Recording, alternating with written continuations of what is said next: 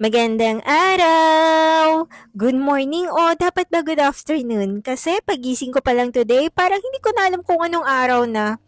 Pagmulat ng mata ko, ramdam ko agad na hindi ako okay. Hindi naman lagnat, hindi naman sipon, basta yung pakiramdam na parang low battery ka tapos wala kang charger. Kaya imbes na pumasok, humarap muna ako sa camera. Tinitignan ko ang sarili ko. Tinitignan ko ang mata ko kung gumagalaw pa ba ng maayos. Parang gusto ko nilang kausapin yung sarili ko.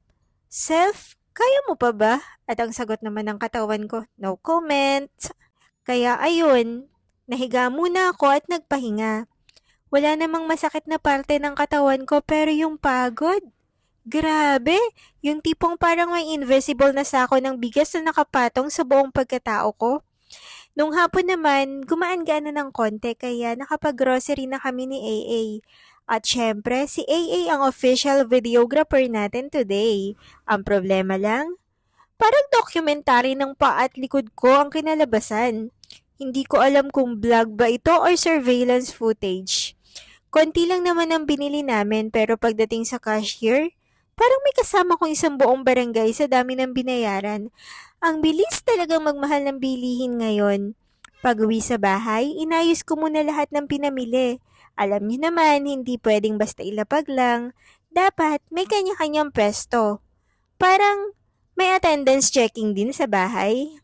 Pagkatapos nun, inasikaso ko na muna ang sewing machine ko. Dumating na kasi yung order kong karayom. Yung dating karayom kasi naputol na, siguro napagod din sa buhay.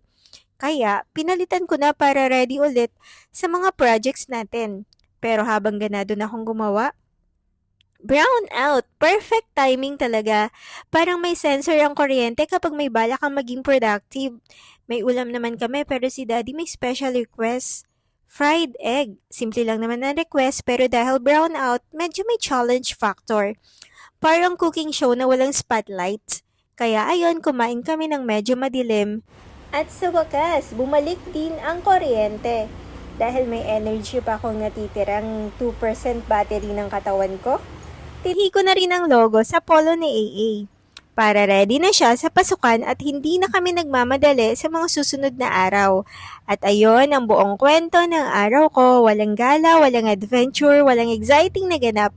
Pero somehow, nakapag-grocery, nakapag-ayos, nakapagtahe, nakapagluto, at nakasurvive sa brownout. Hindi ko alam kung nagpapahinga ba ako o nagtatrabaho pa rin. Hanggang dito na lang muna. Kita-kits sa susunod na vlog. Maraming salamat. God bless everyone.